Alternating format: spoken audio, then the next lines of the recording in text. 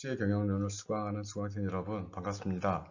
우리 이제 오늘부터는요, 이제 무역계약이라는 가장 실무적인 파트에 대해서 한번 공부해 보고자 합니다. 원래 국제경영에 있어서 가장 기본은 본 기업이 만들어낸 재화를 해외에 판매하는 것부터 시작이 됩니다. 물건을 해외에 팔아서 수익을 얻고자 하는 것을 우리가 보통 무역이라고 하는데요. 국내 시장이 좁기 때문에 또는 국내에서 생산한 제품을 국내에서만 소비하게 되면 시장 자체가 굉장히 작아지고 그에 따른 기업의 경영에 있어서 에러점이 많이 있을 수 있습니다. 따라서 국내에서 생산 또는 해외에서 생산한 제품을 해외 또는 국내에 수입하고 해외에서 판매하는 그런 일련의 과정들에 있어서 가장 중요한 것이 그 실무 파트를 정확하게 이해하는 것입니다. 이유는 수출상의 입장에서는 물건을 보냈는데 그 수입상이 그 대금 결제를 뭐 미룬다든지 아니면 물건을 받자마자 파산을 한다든지 그리고 그 사이에 서로 간의 이 계약상에 약속한 부분을 서로 지키지 않았을 경우에는 경영상에 큰 문제가 발생할 수 있습니다. 따라서 국내에서 거래하는 것에 비해서 외국 바이어 또는 격지 간에 있는 이 뭐 수입상, 수출상과 거래할 때는 서로 신뢰 그리고 서로 믿을 수 있는 그런 관계를 유지하는 것이 가장 중요하다고 할 수가 있겠습니다. 따라서 오늘 이제 우리가 이제 오늘부터 배우게 되는 국제무역 실무 파트는 이 국가와 국가 사이 그리고 수출상과 수입상 사이에 이루어질 수 있는 좀 다양한 문제점을 해결하고자 그 규격, 프레임에 맞는 무역 실무라는 그런 우리가 학습할 수 있는 내용들이 있습니다. 따라서 이제 이후에서 여러분들이 과연 우리가 평소에 사용하지 않던 무역 용어들 또 사용하게 되고요. 그런 과정 속에서 무역을 이렇게 하는구나. 내지는 나중에 내가 공부를 할 때는 이런 부분에 대해서 공부를 좀 해봐야겠다 하는 그 정도까지 여러분들의 호기심, 적으로 탐구할 수 있는 영역에 대해서 아마 조금 여러분들한테 알려드릴 수 있는 기회가 될 것 같습니다. 따라서 이 수업을 통해서 뭐 무역 실무 파트를 정확하게 다양하게 완벽하게 습득한다? 그건 거의 불가능하고요. 혹시라도 여러분들이 나중에 나는 뭐 무역에 대한 뭐 전도사가 되겠어 또는 무역의 뭐 전사가 되겠어 좀 더 공부하고 싶다 그럼 여러분들이 스스로 찾아서 또 공부를 하시고요. 또 이제 국내에서도 이렇게 무역 실무 파트를 좀 전문적으로 교육하는 교육기관이 있습니다.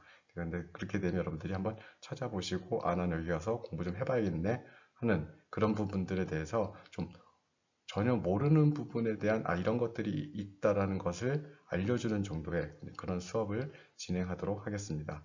자, 그러면 이제 무역 실무 파트 시작하도록 하겠습니다.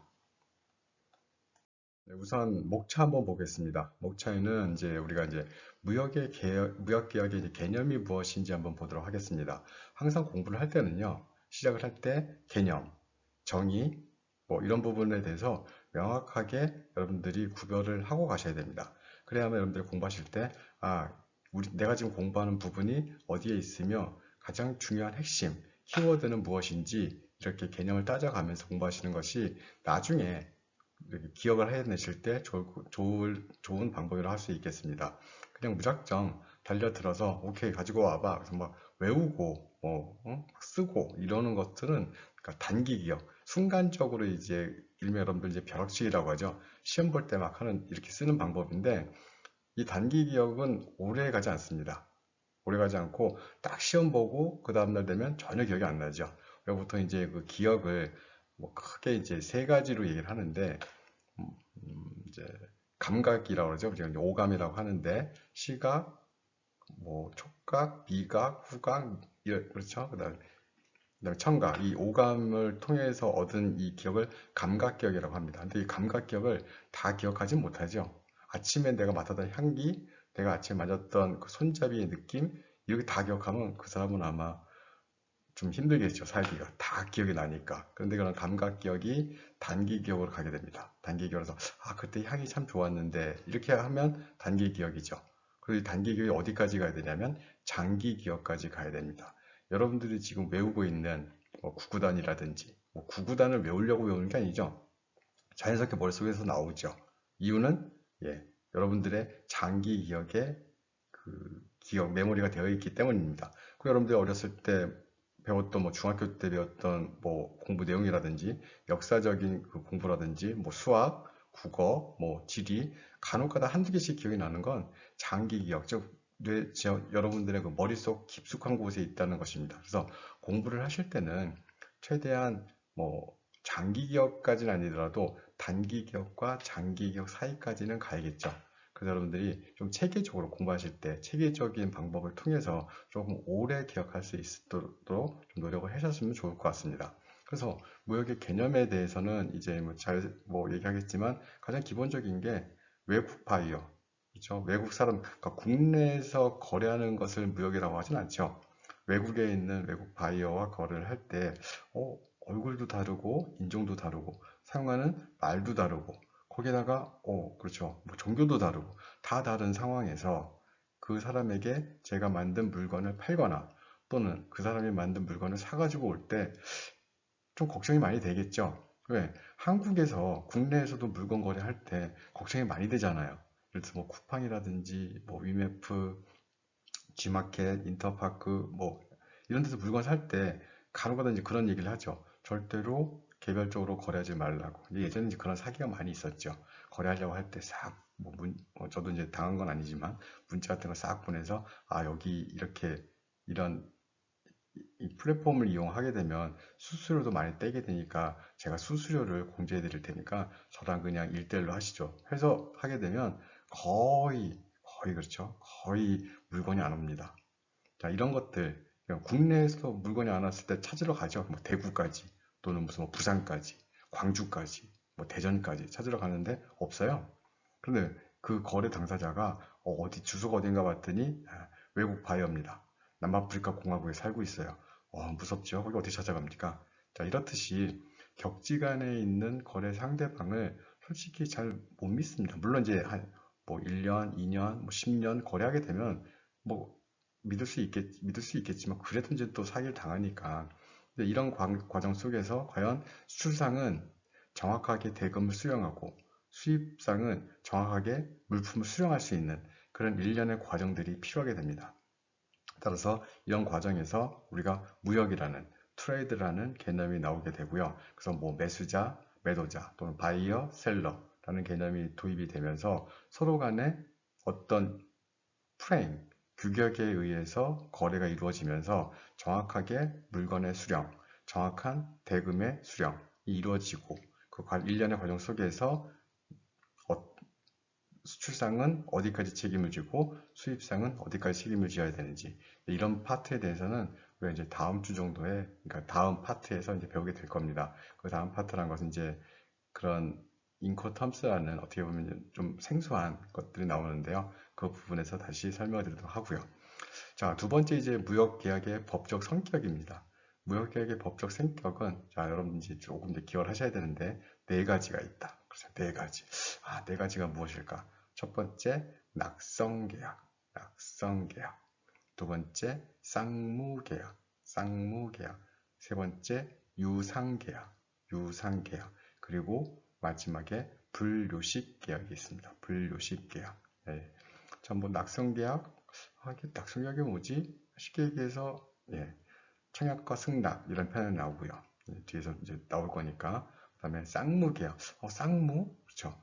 하나씩 의무가 있다는 얘기죠. 수출상은 어떤 의무가 있을까요? 그렇죠. 정확한 물건을 정확한 시기에 정확히 선적해서 수입상에 받을 수 있도록 그렇게 물건을 보내야 되는 의무가 있고요. 수입상은 그 물건을 수령하기 전 이제 이 수령과 동시에 물론 이제 주고받는 그런 개념은 아닌데요. 물건을 받기 위해서는 자신이 해야 될 의무, 즉 대금 결제를 해야 되는 것이죠. 그리고 그렇다면 이 반대되는 것은 권리가 되는 것이죠. 수출상은 대금 수령의 권리가 생기는 것이고 수입상은 물건 내지는 제품 수령의 권리가 생기는 것이죠. 이렇게 하나씩 권리와 의무를 가지고 있다고 해서 쌍무계약이라고 합니다. 쌍무계약. 자, 세 번째는 유상계약인데요. 무역거래는 거의 다 대금을 받습니다. 그럼 돈을 안 받는 무역도 있나요? 여러분들 생각을 해보십시오. 일반적으로 물건을 얻을 때는 대금을 지급해야 된다. 여러분들이 뭐 GS나 편의점 가서 하나 들고 나오면 큰일 나죠? 왜? 물 하나라도 내가 먹기 위해서는 대금을 지급해야 됩니다. 유상계약이죠. 그럼 유상계약의 상대적인 건 무엇이 있는데요? 예, 돈을 안 받는, 그냥 주는, 그렇죠. 무상계약이 있을 수 있습니다. 무상계약의 이제 사례로서 이제 뒤에서 이제 우리가 ODA, Official Development Assistance, 즉 공적 개발 원조라든지, 그러니까 원조죠. 못 사는 나라들, 어려운 나라들, 개발도상국들, 좀 힘든 나라들, 좀 잘 사는 나라가 좀 도와주는 것이죠. 이렇게 도와줌으로써 전 세계가 인류의 평화를 가져올 수 있다. 뭐 이런 광고 많이 하잖아요. 뭐 아프리카 아이들 뭐 죽어갑니다. 좀 도와주십시오. 뭐 영양제를 보낼 수 있습니다. 한 달에 얼마 뭐 1577 뭐 이런 광고. 이때 그저 힘들어하는 아파하는 영양실조에 걸린 아프리카 아이들한테 비스킷, 그쵸? 영양 비스킷을 주면서 이거 2센트야 뭐 1달러야 그러진 않죠. 그냥 주고 어느 지역에 지진이 났습니다. 그렇죠. 하게 되면 그 나라 사람들에게 뭐 키트 딱 박스 안에다가 과자 뭐 커피 우유 영양제 뭐 이런 것도 가득 넣어서 막 나눠주고 이럴 때 필요한, 그렇죠. 이럴 때 이런 것들이 바로 예, 무상 지원 내지는 무상 계약이라고 할 수 있겠죠. 그리고 이제 마지막에 이제 불요식 계약이라고 말씀드렸죠. 불요식 계약. 자, 말을 잘 보시면 아니 불자죠. 요식행위. 아, 요식행위가 아니란 얘기는 예, 무역 거래에 있어서 꼭 계약서가 계약서라는 게 프레임, 틀이 없이도 서로 간에 의사의 합치만 있으면 거래가 성립을 한다. 그렇죠. 이렇게 꼭 규격화된. 그런데 무역 계약에서는 거의 100% 계약서를 씁니다. 이제 그 이유는 이제 뒤에서 다시 설명을 드리겠고요. 자, 이제 그런 과정을 무역계약의 법적 성격이라 한다면 이제 세 번째에서 이제 시장 조사를 해야겠죠. 과연 내가 만약에 물건을 제조하는 제조자 입장이라면 내 물건, 내 재화를 필요로 하는 곳은 어디인가? 필요로 하는 사람은 어디인가? 누구인가? 그렇죠? 그런 것들을 조사하는 것을 해외 시장 조사라고 합니다. 그러면서 해외 시장 조사를 위해서 어느 지역에서 필요한지, 누가 필요한지 확인을 하고, 저 사람이 필요한데, 저 기업이 필요한데, 무작정 달려들 순 없죠. 그렇죠? 그 회사의 뭐 명성이라든지 또는 신용도라든지 이런 것들을 이제 쫙 조사를 해서 아니면 이제 제안서를 보내겠죠. 우리가 보통 이제 제안이라는 표현을 쓰는데 국제무역에서는 오퍼라는 표현을 씁니다. 오퍼를 보내겠죠. 그래서 야, 나 이런 물건을 파는데 뭐 관심이 있니? 가격은 얼마고 언제까지 보내줄 수 있는데, 그죠? 이런 것들이 바로 오퍼라고 합니다. 오퍼. 자, 그 다음에 이제 네 번째 그럼 이제 청약과 승낙이라는 것은 이제 청약이 이제 오퍼죠.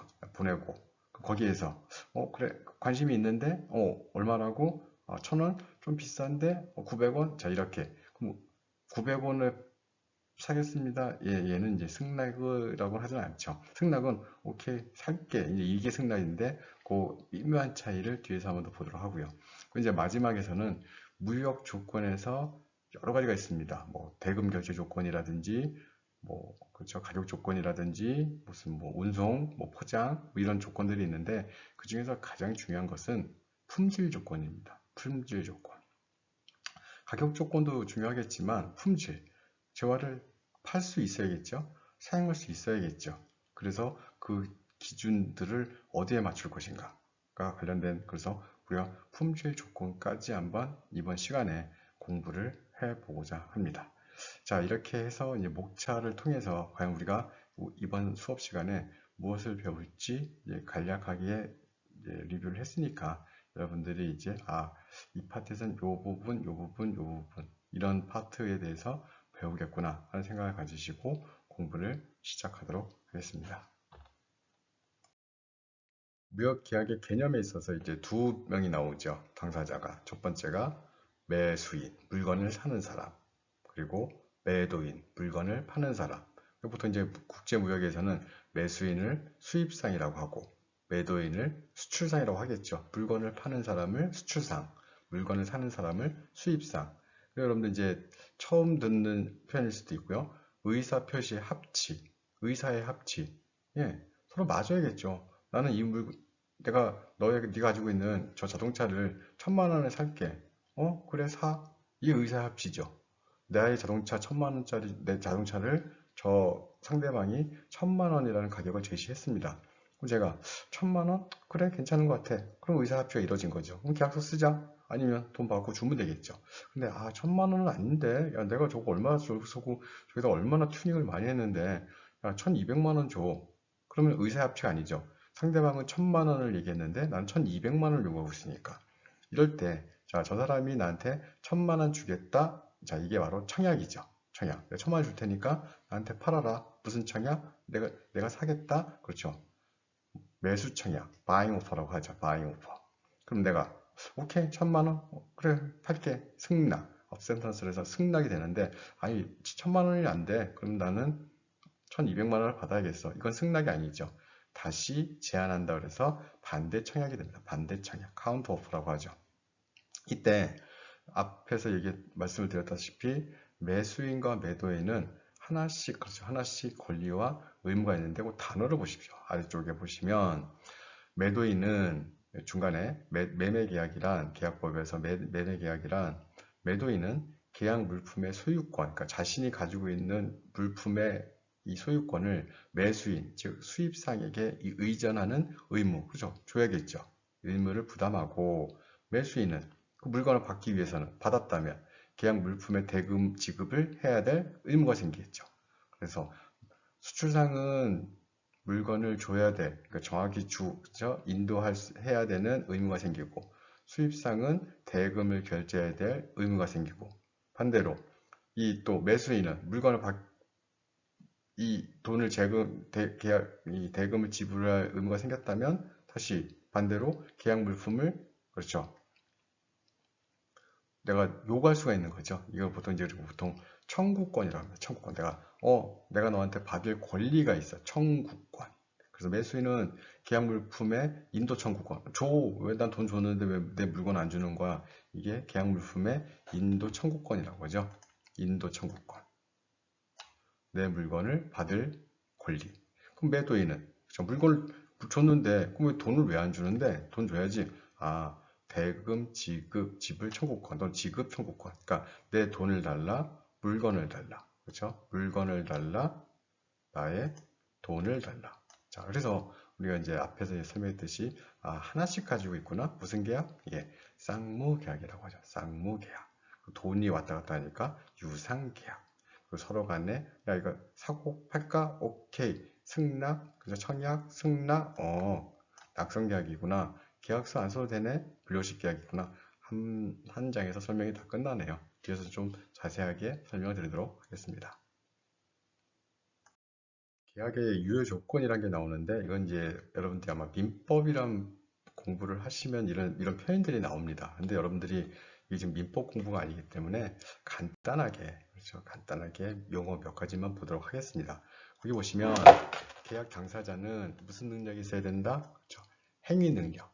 그렇죠? 이제 거기에 이제 나중에 여러분들 혹시라도 이제 공부하시게 되면 그러면 의사 능력이란 것도 이제 나중에 이제 공부하실 텐데 거기까지는 이제 안 하셔도 되고요. 행위는 한마디로 자신이 한 계약에 대해서 책임질 수 있는 그런 능력이 있어야 됩니다. 그럼 행위 능력이 없는 사람도 있습니까? 있죠, 여러분들. 미성년자. 그렇죠? 또 뭐 금치산자, 한정치산자 뭐 이런 얘기들 나오는데 여러분들 혹시라도 관심이 있으시면 그때 가서 공부를 하시고요. 이때 이제 의사 표시가 정확하게 이루어지지가 않을 때가 있습니다. 그렇다는 얘기는 뭐냐면 뭔가 좀 잘못한 것 같아. 나는 분명히 옆집 아저씨네 강아지가 2마리가 있었는데 하나는 까만 개, 하나는 하얀 개가 있었는데 아저씨한테 나는 그 귀여운 하얀 개를 사겠다고 했는데 아저씨가 까만 개 줬어. 또는 계약서에 까만 개를 썼어. 그러니까 계약서에는 흰색 개를 썼는데 서로 간에 그러니까 얘기를 할 때는 아저씨 하얀 개 살게요. 아저씨도 그래 하얀 개 사. 그런데 계약서에는 까만 개가 써 있는 겁니다. 둘 다 뭐 한 거예요? 그렇죠. 착오를 일으킨 거죠. 착오. 착오는 뭐 할 수 있다? 예. 취소할 수 있어요. 취소. 그러니까 의사표시가 착오. 그러니까 잘못된 거죠. 둘 다. 잘못했으니까 취소할 수 있고. 그리고 이제 또 잘못된 거 중에 뭐가 있냐면, 쟤를 살짝, 그렇죠. 우리가 이제 속된 표현으로 등친다는 표현 쓰죠. 쟤를 살짝 속여서 내가 제 물건을 좀 싸게, 내지는 내 물건이 좀 안 좋은데 쟤한테 살짝 속여서 비싸게 팔아야겠지. 이런 것들을 바로 사기라고 하죠. 사기. 사기는 무효입니다. 그렇죠. 무효. 강박은 뭔데요? 강박이란 표현이 있는데 아마 들어보신 적은 있을 수도 있고요. 협박? 예, 그렇죠. 협박하고 비슷하죠. 강박. 야, 이거, 그렇죠. 해서 하게 되면 얘도 무료입니다. 자, 이런 것들은 어떻게 보면 의사 표시가 잘못된 거죠. 잘못됐으면 뭐 무효일 수도 있고 취소할 수도 있다. 자, 차고는 취소하고 나머지 빨간 애들은 이거 처음부터 무효야. 그렇죠. 이제 뭐 속된 표현이 있긴 있는데 사용하지 않도록 하겠습니다. 자, 그리고 이제 뭐 적법성도 있어야 되고 적법성이란 건 뭘까요? 아무리 두 사람이 우리 계약이 이제 사적 계약 자체 계약은 이제 뭐든지 할 수 있다는 이런 이제 용어들이 있는데 그러니까 그래 두 사람이 계약하게 되면 모든 게 이루어지느냐? 대부분 이루어지는데 안 되는 게 있습니다. 뭐 청부살인 뭐 이런 거 그렇죠. 좀 무서운 거죠. 그러니까 한마디로 법적 테두리 안에서 허용되는 것. 뭐 내가 어디까지 가는데 날 좀 태워줄래? 태워줄게. 그리고 10,000원. 그럼 계약 다 되는 거죠. 본인들 마음대로 하라는 거예요. 그래서 보통 이제 채권 관계, 그러니까 이런 관계들은 법의 테두리 안에서는 다 해야 되고 실현성 이런 거 뭐냐면 야 우리 계약 하나 하자. 뭔데? 저 하늘 하늘 보이니? 저쪽에 두 번째 별 보이지? 그거 따다 주면 내가 2조 원 줄게. 알았어. 따다 줄게. 2조 원 줘. 이 말도 안 되죠? 그거 어떻게 따다 줄 거예요? 자, 실현 가능해야 되고. 그렇죠? 그래서 기본적으로 이 계약의 목적과 내용에 법의 테두리 안에서 이루어져야 되고 또 하나는 실현 가능해야 된다. 자, 이게 바로 계약의 유효 조건이죠. 굉장히 많은데요. 간단하게 이제 형식상 그냥 한번 해본 겁니다. 여러분들 이거 갖고만 하는 게 아니라 굉장히 다양하게 해서 여러분들이 혹시라도 이제 기회가 되시면 민법 공부를 꼭 한번 해보시기 바랍니다. 굉장히 처음에는요, 책이 이만해요. 책이 이만한데, 이걸 내가 할 수 있을까 하면 질릴 것 같은데, 막상 조그만 얇은 책들이 있어요. 한번 보시면, 이걸 이렇게 표현하는구나. 그리고, 되게 재밌네.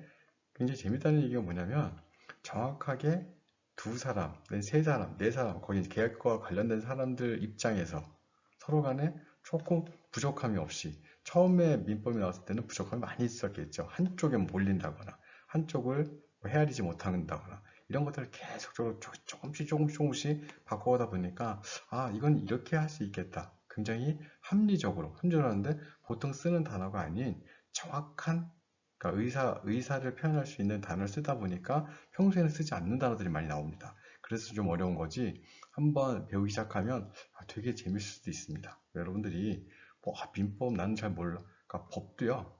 공부하다 보면 재밌을 수 있습니다. 저도 뭐 법학도 아니지만 과거에 좀 관심이 있어서 공부를 좀 조금씩 이제 책을 이제 보기도 했었는데 의외로 재밌더라고요. 여러분들도 본인들의 이 능력이 내재되어 있으니까 언제 어디서 나올지 모르니까 한번 그러니까 공부를 해봤으면 합니다. 두 번째는 이제 무역계약의 법적 성격입니다. 앞에 목차 시간에 배웠습니다. 작성계약, 쌍무계약, 유상계약, 분료식계약. 자, 첫 번째 낙성계약입니다. 낙성계약, consensual contract, 낙성계약. 낙성계약의 정의를 뭐라고 되어 있냐면 이렇게 되어 있네요. 쌍방의 의사 표시의 합치, 그죠? 이루어지면 합치가 뭡니까? 그렇죠. 서로 간에 마음이 맞은 거죠. 의사가 합치만을 성립을 하고 계약 성립을 위하여 당사자 간에 아무런 급여를 요하지 않는 것을 낙성계약이라 한다. 이게 지금 다 한국말로 써 있는데요. 좀 어려울 수도 있습니다. 한마디로 야, 내가 너의 물건을 살게. 내가 너한테 팔게. 계약이 되었다는 거예요. 서로 간에 의사의 합치, 제안하고 승낙하면 계약이 이루어진다. 그럼 이게 뭡니까? 여러분들 이걸 명확하게 이해하기 위해서는 이 부분을 이해하면 됩니다. 그럼 이 반대되는 게 뭐가 있는데요? 상대되는 게 요물계약이라는 게 있습니다. 요물스럽다 그런 뜻은 아니고요. 요물계약은 뭐냐면 야 누구를 좀 잡아다 줄래? 알았어 잡아다 줄게. 그러면 악성계약이죠. 그렇게 되진 않는다는 얘기죠. 누굴 좀 잡아다 우리가 보는 수배라고 그러죠. 수배 광고. 여러분들 그 유명한 그 드라마 중에 추노에서 뒤에 나오겠지만 잡아다 줄래? 예, 잡아다 드리겠습니다. 그럼 계약이 이루어지지 않아요. 언제 이루어질까요? 그렇죠. 잡아왔을 때. 여러분 혹시 황해라는 영화 보셨습니까? 황해 거기 그 개장수, 김윤식도 나오고요. 그 다음에 우리가 알고 있는 하정우도 나오죠. 김윤식이 하정우한테 이런 얘기를 합니다. 너 가서 사람 하나 죽이러 오라. 죽이고 오라. 그 사람을 죽이고 오라는 겁니다. 예, 알겠습니다. 죽이고 올게요. 계약이 되었을까요? 아니죠. 그때 김윤식이 이런 얘기 하죠. 너 손가락 잘라오라. 손가락. 한마디로 죽인 다음에 손가락을 잘라와라. 엄지손가락 잘라오면 네가 그 사람을 죽인 것으로 인정을 하고 뭐 대금을 지급하겠다. 이거죠. 그때 손가락을 가지고 와야 계약이 성립하는 것이죠. 그러니까 그런 것들을 요물계약을 한다면 뭔가 결과물을 가져왔을 때. 하지만 우리가 보통 무역계약은 내가 너한테 물건을 사고 싶어. 알았어. 내가 너한테 물건을 팔게. 예, 계약이 성립했죠. 내가 너한테 물건을 팔고 싶어. 알았어. 살게. 계약이 성립을 했죠. 그래서 이런 계약을 무엇이라고 한다고요? 그렇죠. 낙성계약. 낙성계약. 의사표시의 합치만으로 계약이 성립을 한다. 낙성계약. 반대는 그렇죠. 요물계약. 결과물을 가지고 왔을 때. 그리고 보시면 현상, 수배 광고, 과거에 봤던 추노가 이제 여러분 잘 기억 못하실 수 있는데 뒤에서 한번 볼게요. 추노가 뭔지. 이게 요물계약의 대표적인 사례인 현상, 수배 광고죠. 이 사람을 원합니다. 뭐 원해서 원하는 게 아니죠. 좀 무슨 그죠? 이 사람을 잡아다 주세요. 얼마냐면 1,000,000달러네요. 1,000,000달러. 그렇죠?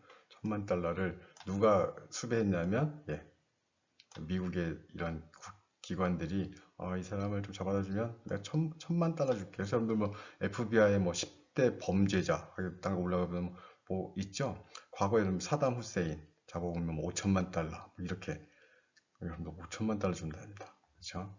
자, 추노는 뭐였냐면 조선시대 때 도망간 노비를 잡으러 다니는 사람들을 추노꾼이라고 하고 여기 그죠? 장혁이 있었고 그죠? 뭐 백극증 배우가 막 언년이었던 것 같아요. 언년이. 그다음에 그렇죠? 이렇게 오지오도 나오고. 근데 이렇게 추노도 그렇죠. 자신의 노비가 도망을 갔어요. 그럼 양반 그 주인이 부르죠. 추노꾼들을 언년이를 잡아오게. 예, 알겠습니다. 대감마님. 그럼 그 계약이 성립했나요? 아니, 벌써 느낌 딱 오죠. 계약이 성립 안 했죠. 언제 계약이 성립한다고요? 언년이를 그렇죠. 잡아왔을 때.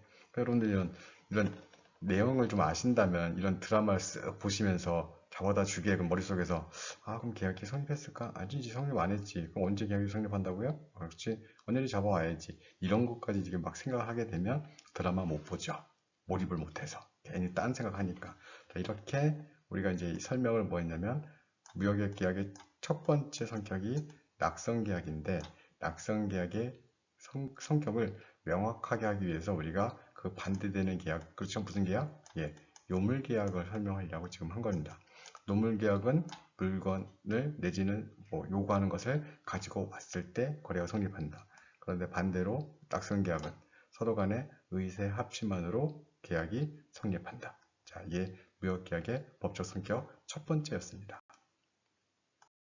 무역계약의 법적 성격 두 번째는 쌍무계약입니다. 쌍무. 쌍무계약의 말 뜻처럼 수출상과 수입상은 하나씩의 권리와 의무를 가지고 있다. 자, 수출상은 어떤 의무가 있을까요? 정확한 물건을 정확한 날짜에 수출 수입상에게 보내야 되는 의무가 생기고요. 수입상은 정확한 대금을 결제해야 될 의무가 생기겠죠. 대신 수입상은 대금을 지급할 의무 대신 물건을 정확히 수령할 수 있는 권리, 그러니까 물건 수령의 권리가 청구권이 생기겠죠. 수출상은 대금을 받을 수 있는 청구권이 생기고요. 그런데 거기에 이제 어떤 단어가 나냐면 동시이행의 관계라는 표현이 나옵니다. 동시이행의 관계. 한번 써보실까요, 여러분들? 어떤 걸 쓰게 되냐면 동시이행의 항변권. 동시이행의 항변권. 항변이란 게 뭐죠? 그렇죠. 나의 권리가 있어. 날 지켜줘. 이게 바로 항변권이죠. 해줘. 항변권. 자, 이런 것들이 이제 언제 나오게 되냐면, 이런 게 나오죠. 제가 오늘 그 집을 빌려서 살고 있습니다. 근데 전세를 살고 있어요. 전세란 것은 내가 큰 돈을 내가 집주인한테 주고 2년 계약, 보통 2년 계약을 하죠. 2년 동안 살겠습니다. 그래서 예를 들어서 2억 원의 뭐 전세권을 들어갔습니다. 근데 이제 이사를 가려고 딱 이제 주인 아저씨 저기 저 이사 가야 되니까 이제 2년 됐으니까 이사 갈 테니까 제 전세 자금, 즉 2억 원 주세요. 이 아저씨가. 내가 좀 돈이 없으니까 전세권자 들어오면 줄게. 그러면, 어떡하지? 네, 이게 무슨 얘기냐면, 하나씩 권리가 있죠. 나는 전세금을 다시 되돌려받을 권리가 있고, 이 집, 내가 사용하고 있는 집을 다시 제대로, 그렇죠? 처음 들어올 때처럼 똑같이 만들어서 집주인에 줘야 될 의무가 생기고, 전세금을 받을 권리가 생기는데, 집주인 아저씨가 전세금을 못 준다 그러면, 그럼 그때까지 저도 이 집을 주지 않겠습니다. 그러니까 동시에 이행하라는 거죠. 그죠? 이게 바로 동시이행의 항변권이라는 표현을 씁니다. 동시이행의 항변권. 그러면 쌍무계약이니까 하나씩 권리가 있고 하나씩 의무가 있다. 그럼 상대되는 개념은 무엇이 있는데요? 바로 편무계약이라는 게 있죠. 편무계약. 편무계약 보소 편자. 그렇죠? 그다음에 의무. 그러니까 한쪽에만 의무가 생긴다는 얘기네. 그게 바로 뭐가 있냐면 바로 증여가 있죠. 증여. 자, 증여는 보통 이제 증여는 같이 쓰는 단어가 있죠. 상속증여, 그죠? 상속증여세, 상속증여. 근데 여러분들 상속이란 단어하고 증여란 단어가 비슷한 것 같은데 전혀 다릅니다. 굉장히 잘 사용하셔야 돼요. 아버지 이 집 좀 저한테 증여해 주세요. 이건 좀 괜찮죠. 증여해 주세요. 왜? 살아계실 때 받는 거니까. 아버지 이 집 좀 저한테 상속해. 큰일 납니다. 상속은 돌아가셨을 때 하는 게 상속이고 살아계실 때 받는 게 증여죠. 네, 증여 받으면서 대금 지급하진 않죠. 아버지와 아들 사이에. 그런 관계가 아니죠. 큰일 납니다. 그리고 돈을 주고받았다? 그럼 매매죠, 매매. 그럼 뭐 아버지와 아들 사이에 매매가 이루어질 수 있나요? 간혹 이루어지죠. 왜? 세금 때문에. 상속증여세는 세금이 세니까 마치 거래한 것처럼 매매세, 거래세를 내기 위해서 아버지와 아들 사이에 집을 거래하고 거기에 둘이 같이 또 살고 그래서 이제 간혹가다 이제 이 고위공직자들 나중에 문제가 되는 게 아니 아버지와 아들 사이에 거래하셨네요? 묻는 거죠. 이게 뭐 한 건지 아는 거니까. 이때 상속과 증여에서는 대금 거래는 없죠. 그렇죠? 뭐 죽은 분에게 돈을 드릴 겁니까? 그건 아니죠. 그래서 이렇게 편무결 한쪽에만 의무가 생긴다고. 내가 너한테 상속해줄게, 증여해줄게. 그럼 줘야죠. 약속했으니까 의무가 생기는데 받는 사람 입장에서는 그럼 나한테 뭘 해줄래? 돌아가신 분이 뭘 받으시려고요? 아버지 저한테 뭘 원하세요? 상속 증여는 그렇죠. 이 받는 사람 쪽에서는 하등의 의무가 없죠. 자, 이게 바로 쌍무계약과 편무계약의 차이라고 할 수가 있겠습니다.